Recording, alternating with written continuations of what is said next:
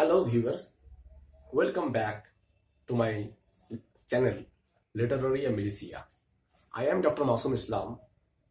Today I bring another video from the same unit of English Major Minor Compulsory English, under NEP 2020.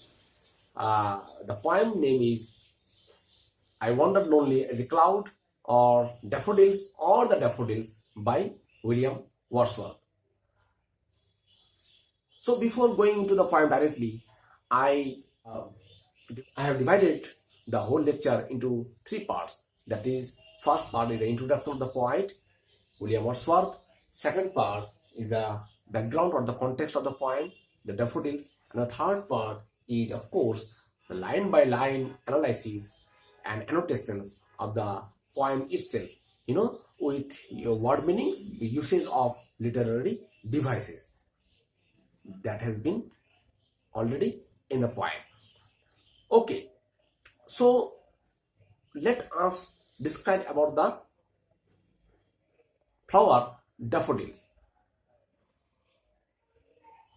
Daffodils are such kind of flowers that generally grows with less care in water body areas, upon the land of seashore areas, and and in forest and jungles, of course, in uplands, in mountains. So the poet here, influenced by the beauty and loveliness of the flower, he decided to write down this beautiful poem. And this poem, is widely read as well as anthologized in school level, college level syllabus. And most of the students have read this poem either in school level syllabus or in college level syllabus. So here also, in NEP syllabus, in your UG undergraduate compulsory English syllabus, this poem has been included, and for this reason I have decided to make another video about this poem. This is all about the daffodils and the poems. And one thing, the title of the poem is taken from the first line of the poem, as as it generally happens with the sonneteer and the sonnets. The sonneteer generally used to take the first line of the sonnets as the title. Here also, Wordsworth tries to take the first line of the poem and give it the title of the poem. But much later, when critics and anthologists, analyze the poem and critically say they somewhat not agree with the title of the poem, I Wandered Lonely as a Cloud, because the poem has nothing to do with the loneliness. Rather, it is all about the beauty, the happiness, the emotion of the poem. So this is why the famous anthologist Palgrave, he's a famous anthologist, and critics also. The famous anthologist Palgrave has titled the poem only as the Daffodils in his anthology. So this is all about the title of the poem and the its actual implications. Now we'll go. William Wordsworth, as you all know, is a famous romantic poet who brings a romantic movement, and not only brings romantic movement, he has laid down the rules, the techniques, styles, and language of a poem, how a poem should be written, you know. And his earlier predecessors, like William Blake, Robert Brown, Cooper, they Longfellow, they tried to shift the theme of the poetry writing from logic, from new classical ages, logic, new classical ages, intellectualism, the ancient rules and regulations, to romantic, idealism, to beauty, to love, to emotions, and the most important, the faculty of imagination. Wordsworth tried to make it to perfection, and the perfection is shown through the collaborative works of Wordsworth and Coleridge. What is the collaborative work? Lyrical Ballads in 1798. This is regarded as the manifesto of romantic movement, the Lyrical Ballads. They have decided to write natural and supernatural. Natural elements will be given by Wordsworth, and the supernatural elements will be given by Coleridge in their respective poetry. Anyway, so Wordsworth, feeling the transformation, feeling the transitional phases from the earlier age to the new ages, new romantic ages. Wordsworth has put down some theoretical ideas about poetry, about the languages of poetry, about the style, the syntax, and the rhythm, diction of the poetry. So, in Lyrical Ballads, Wordsworth has written a preface in 1800, where he in details had written about the rules and regulations of romantic poetry. Anyway, now let's come with the background or the context of the poem Daffodils itself. Wordsworth and his all-time companion, his sister Dorothy, were traveling, in the Lake Districts of, Grasmere under Cumberland Province in England. And while, walking or strolling in the mountainous hill areas of the, region, he suddenly come across a long belt of daffodils,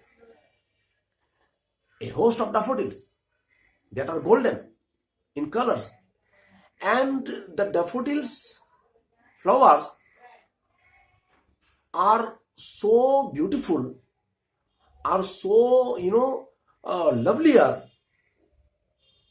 that Wordsworth was very much influenced by the beauty of the daffodils, and he came back from the from his visit, and after 1 or 2 years,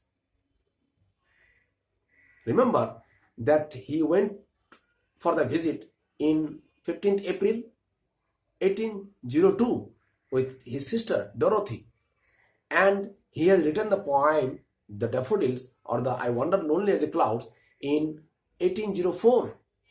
inspired by the memory of his visit, because in 1804 someday he was thought provocative, or he was very thoughtful or in pensive mood, and at that time he tries to soothe his soul by recollecting some memories, and suddenly he recollected the memory of his visit, and his observing of the daffodils, and instantly he sat down to write about the daffodils, and you have this poem in your hands. So this is the context of the poem, how the poem came into being, and now we'll discuss about the poem itself line by line. One thing more I would like to say, that Wordsworth believed in pantheistic creed, in pantheism, that that God dwells in all things, including nature, and Wordsworth believes that nature is all time great, is all time favorite for one who devote nature, who believes natural agents, natural elements. So Wordsworth is all about a nature point, and he prefer nature to be godlike than anything else. All right, now read the poem. It is of course a lyrical poem, and it is published in 1807 volumes, poem in 2 volumes, and revised in 1815 volumes, of the same title, of the same anthology. Of course, if we get the analysis of the poem line by line, we'll know about Wordsworth's beliefs and Wordsworth's thoughts, Wordsworth's feelings and emotions, all about Wordsworth, inner soul, inner thinking and inner pleasurable things. All right, now we read the poem. I wandered lonely as a cloud that floats on high over vales and hills, when all at once I saw a crowd, a host of golden daffodils, beside the lake, beneath the trees, fluttering and dancing in the breeze. One thing I'd like to say here, that this poem is divided into 4 stanzas with 6 lines, having a rhyme scheme of A B C C, and the poem is written in iambic tetrameter. All right.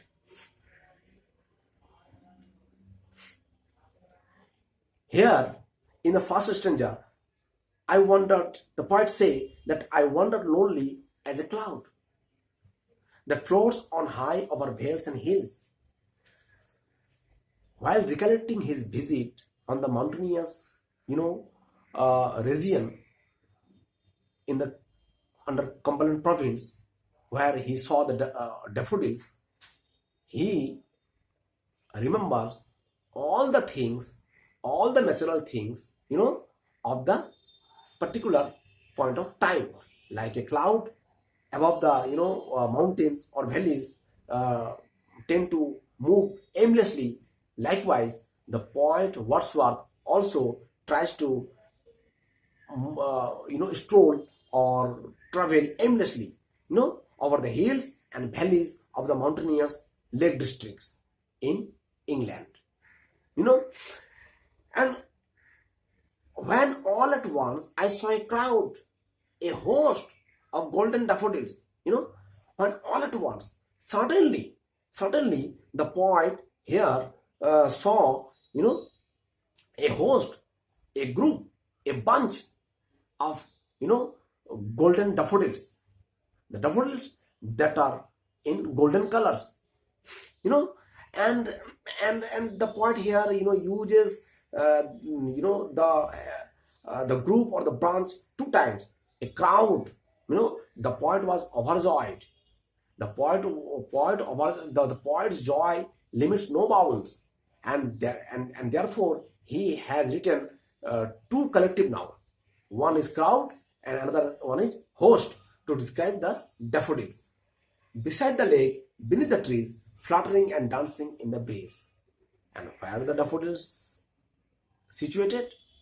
The daffodils were situated beside the lake, the seashore, the shore of the lake, and beneath the trees, and where the big trees were grown up, and under the big trees, the bushes, and amidst the bushes, daffodils is seen holding their heads high and fluttering and dancing in the breeze.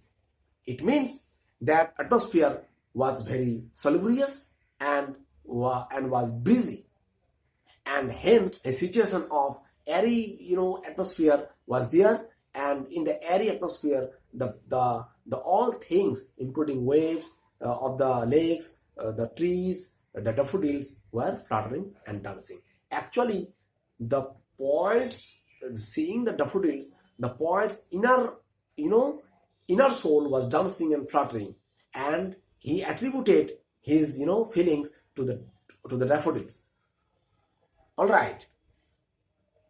Here in this stanza, the poet compares himself with a cloud, and this is a classical example of simile.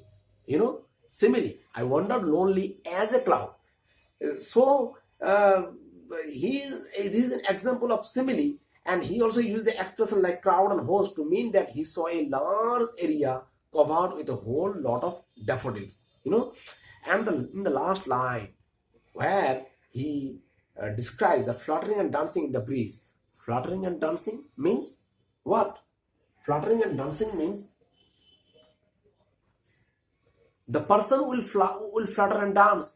Here the daffodils, how could the daffodils be fluttering and dancing? Because the daffodils are personified. This line is an example of personification. All right. Next, let's move to the next stanza. Continuous as the stars that shine and twinkle on the Milky Way, they stretch in never-ending line. 10,000 saw I at a glance, tossing their heads in sprightly dance. Continuous as the stars that shine and twinkle on the Milky Way. Continuing, the poet continues describing the daffodils. The daffodils are like the stars. The stars that tend to shine up above the sky at night time. The poet imagine that in night time, as the star shines above in the sky, likewise the daffodils here, by the reflection of the sunshine, were twinkling. They stretch the never-ending line along the margin of bay, and the daffodils were countless in numbers, and they are grown up straightly upon the seashore of the bay of the lake districts. And 10,000 saw I at a glance, tossing their heads in sprightly dance. The poet here exaggerates the things. The poet here so much overjoyed, so much enthusiastic, that he, without counting the daffodils, he declared that he saw 10,000 of daffodils. It is an example of classic example of hyperbole. Exaggerating things. How could a man within few seconds could count so many numbers of daffodils? So this is stock expression, and this is called hyperbole. This is hyperbolic language. So this is an example of hyperbole, and the poet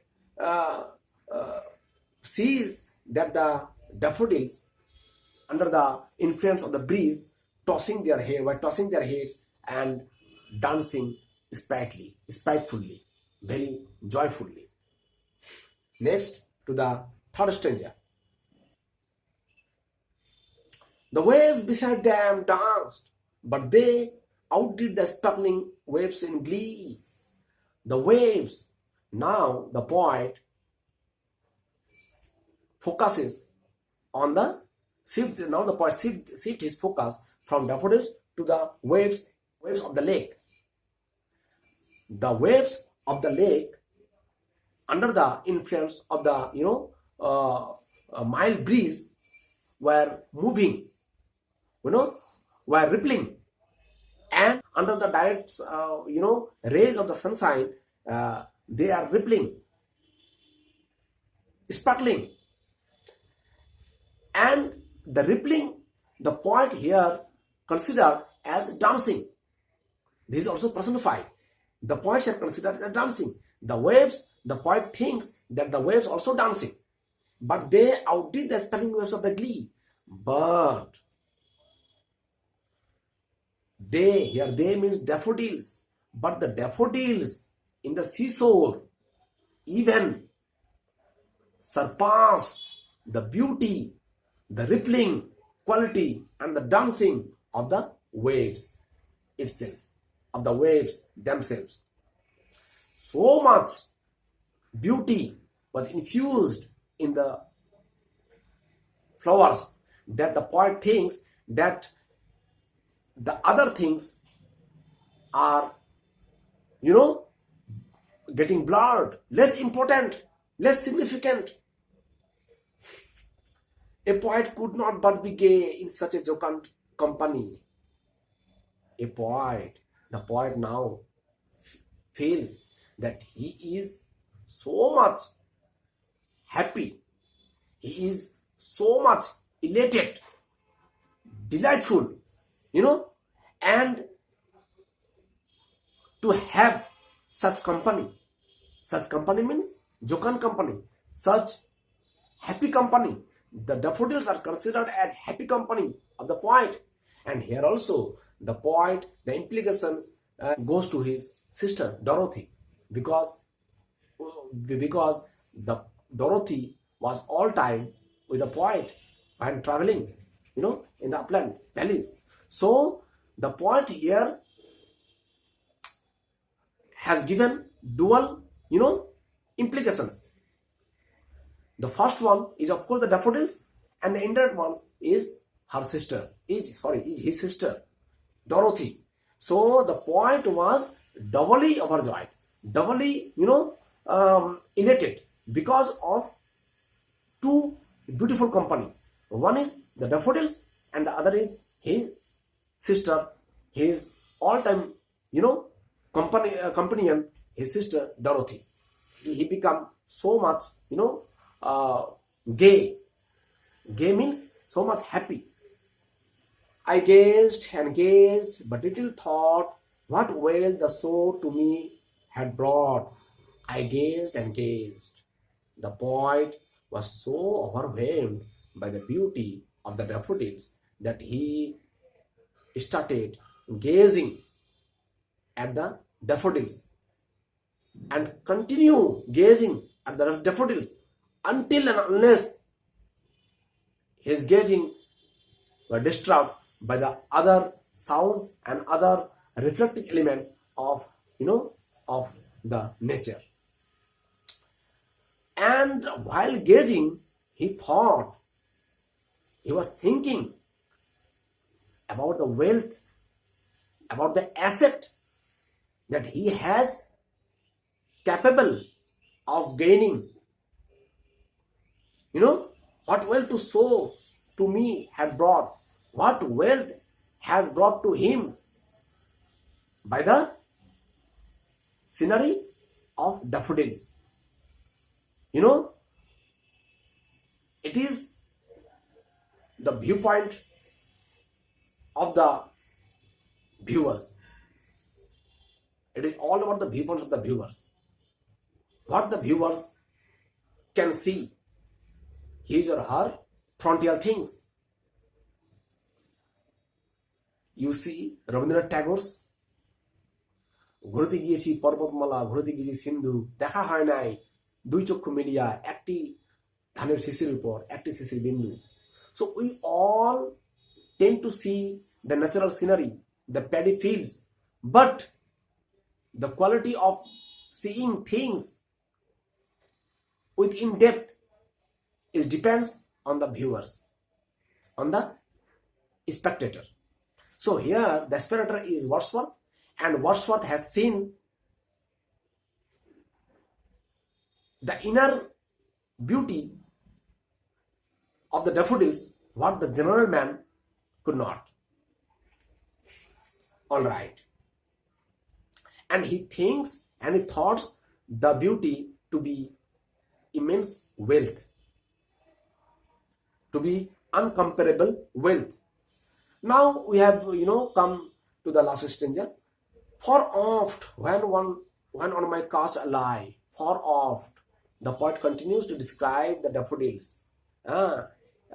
even after the break of the memory, because the poet now sitting on his drawing room and sitting on his drawing room recollecting things, recollecting the daffodils, and where he described that often when in my daily din and bustle life, in my daily city life, I became bowed down, I became my heart became heavy, I became thoughtful, my mind became pensive, and I sat down on the sofa and recollect the same beautiful daffodils, as if they are in front of me, dancing and fluttering in the same way as I had seen them 2 years before in the upland valleys with my sister Dorothy. So these, the beautiful flowers, the image of the flowers, flashed upon in his inward eye, which the poet considered is the bliss of solitude. The bliss of solitude, the bliss of the loneliness. If such thoughts, such beautiful thoughts, come over to one's mind, then one cannot feel bored, one cannot feel lonely, one cannot feel secluded. He has to be jocund, he has to be gay, he has to be happy, because the memory of the daffodils bound him to be happy with the flowers, beautiful images, beautiful pictures, and that the poet considered as the bliss of solitude. This is a very important phrase, the bliss of solitude. This is also written in his another poem, Tintern Abbey. If you read the Tintern Abbey, you will find the phrase in other terms. And then my heart with pleasure feels and dances with the daffodils, and when I